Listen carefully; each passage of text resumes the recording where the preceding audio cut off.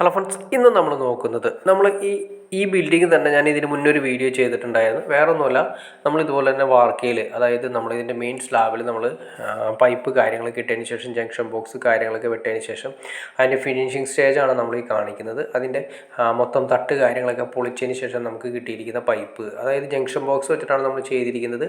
മെയിനായിട്ട് വരുന്ന ഏരിയകളിൽ ജംഗ്ഷൻ ബോക്സ് വെച്ചു, അവിടെ നിന്ന് വരുന്ന സ്ലാബ്, അതായത് നിങ്ങൾക്ക് ഒരു കാര്യം മനസ്സിലായിട്ടുണ്ടാവും, മെയിനായിട്ട് വരുന്ന സ്ലാബിൻ്റെ സിസ്റ്റമാണ് കൊടുത്തിരിക്കുന്നത്. അതായത് ഏകദേശം മെയിൻ സ്ലാബിൽ നിന്നും ഏകദേശം ഒരു 50 സെൻറ്റിമീറ്റർ അല്ലെങ്കിൽ 45 സെൻറ്റിമീറ്ററോളം താഴേക്ക് വരുന്ന രീതിയിലാണ് സ്ലാബുകൾ കൊടുത്തിരിക്കുന്നത്.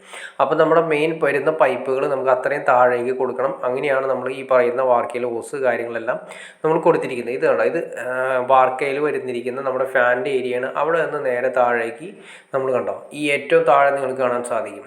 അതായത് നമ്മുടെ സോളിഡ് മിക്സ് ചെയ്ത് കയറുന്ന സ്ഥലമുണ്ട്, അതായത് സ്ലാബും സോളിഡും മിക്സ് ചെയ്യുന്ന സ്ഥലത്തേക്ക് വരെ നമുക്ക് പൈപ്പ് കിട്ടണം.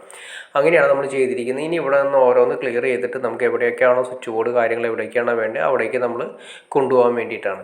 അപ്പോൾ ഇപ്പോൾ നിങ്ങൾക്ക് വ്യക്തമായിട്ട് മനസ്സിലായിട്ടുണ്ട്. കാരണം വേറെ ഒന്നുമില്ല, നമ്മുടെ മെയിൻ സ്ലാബ് കഴിഞ്ഞിട്ട് പിന്നെ വരുന്നത് എല്ലാം തന്നെ നമുക്ക് പൈപ്പ് കൊണ്ടാണുള്ള ഗ്യാപ്പ് കാര്യങ്ങൾ ഉണ്ടാവില്ല. അപ്പോൾ എല്ലാ പൈപ്പുകളും നമ്മൾ ഇതുപോലെ തന്നെ വാർക്കയിലിട്ടിട്ട് വേണം ചെയ്യാനായിട്ട്. അപ്പോൾ കണ്ട കോളടിച്ചിട്ടാണ് എല്ലാ ബീമുകളും പോലെയാണ് ചെയ്തിരിക്കുന്നത്. അപ്പോൾ ഇത് അപ്പാർട്ട്മെൻറ്റുകളായിട്ട് ചെയ്തിരിക്കുന്നതുകൊണ്ടാണ് ഇങ്ങനെ ചെയ്യേണ്ടി വരുന്നത്. വേറെ ഒന്നുമില്ല, കുറച്ച് സ്ഥലത്ത് മാക്സിമം വീടുകൾ ചെയ്യുന്ന സമയത്ത് എല്ലാം ബീമുകളിലായിരിക്കും 3-4 നിലകളിലാണ് ചെയ്യുന്നത്. അപ്പോൾ അതുകൊണ്ടാണ് നമുക്ക് ഇങ്ങനെ ചെയ്തിരിക്കുന്നത്. അതിൽ നിന്ന് നേരെ താഴേക്ക് വരുന്ന ഏരിയകളെല്ലാം തന്നെ കല്ല് വെച്ച് ഫില്ല് ചെയ്ത് ടൈറ്റ് ചെയ്യാണ് ചെയ്യുന്നത്. അപ്പോൾ അവിടേക്ക് നമുക്ക് വേണ്ട സ്വിച്ച് ബോർഡ് കാര്യങ്ങളൊക്കെ ചെയ്യാൻ വേണ്ടിയിട്ടാണ്.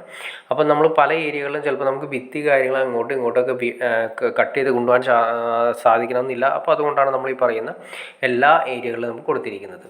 അപ്പോൾ നമ്മൾ കണ്ടോ, ഇതിവിടെയാണ് നമ്മുടെ മെയിനായിട്ട് വരുന്ന DB വരുന്നത്. എല്ലാ റൂമുകളിൽ നിന്ന് ഹാളിൽ നിന്ന് വന്നിരിക്കുന്ന DBയിലേക്ക് വരുന്ന പൈപ്പുകളാണ് വന്നത്. ഈ പൈപ്പുകളെല്ലാം നമ്മൾ DBയിലേക്ക് എടുക്കണം.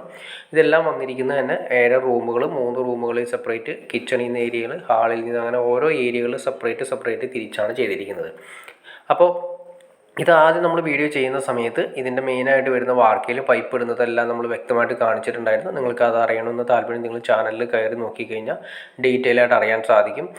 നമ്മൾ മെയിനായിട്ട് കൊടുത്തിരിക്കുന്നത് ഫാനിൻ്റെ ലീഡുകൾ, ഫാനിൻ്റെ മെയിൻ ലൈറ്റുകളും, അതുപോലെ ഫാൻ ലൈറ്റ്, പിന്നെ അത് കൂടാതെ തന്നെ വൈഫൈയുടെ കണക്ഷൻസ് വേണമെങ്കിൽ വൈഫൈയുടെ കണക്ഷൻസ്, പിന്നെ അതുപോലെ തന്നെ ആൻറ്റിന കണക്ഷൻസ് വേണമെങ്കിൽ ആൻറ്റിന കണക്ഷൻസ്, ടെലിഫോൺ കണക്ഷൻ വേണമെങ്കിൽ, അങ്ങനെ എല്ലാ സംവിധാനവും നേരത്തെ നമ്മൾ പ്ലാൻ ചെയ്തിട്ടാണ് ചെയ്തിരിക്കുന്നത്. അതല്ലെങ്കിൽ പിന്നീട് നമുക്ക് ഇതിൻ്റെ ഉള്ളിലൂടെ ഒരു വയറോ കാര്യങ്ങളോ നമ്മൾ സെപ്പറേറ്റ് ചെയ്യണമെങ്കിൽ അത് ഓപ്പൺ ആയിട്ട് ചെയ്യേണ്ട ഒരു അവസ്ഥ വരും. അപ്പോൾ അതുകൊണ്ട് നീറ്റായിട്ട് ചെയ്യാൻ വേണ്ടിയിട്ടാണ് എല്ലാം തന്നെ നേരത്തെ തന്നെ പ്ലാൻ ചെയ്ത് ഒരു മാസ്റ്റർ പ്ലാൻ കാര്യങ്ങൾ ചെയ്തതിന് ശേഷമാണ് ചെയ്തിരിക്കുന്നത്.